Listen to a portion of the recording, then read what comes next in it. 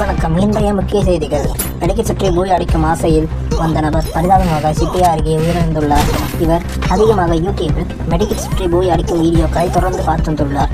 அதனை பின்தொடர்ந்து நாமும் யூடியூபில் வரும்போது மெடிக்கல் சுற்றி மூழ்கி அடிக்கலாம் என்ற ஆசையில் அவர் வந்துள்ளார்.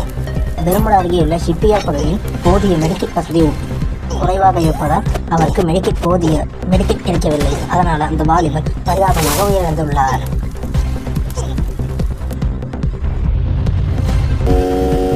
பெருமள அருகே கார் திருட்டு போனதால் ஏற்பட்ட பரபரப்பு. கார் காணாமல் போனதால் வாலிபர் செல்ஃபி எடுத்து தனது இன்ஸ்டாகிராம் பக்கத்தில் தெரிவித்துள்ளார்.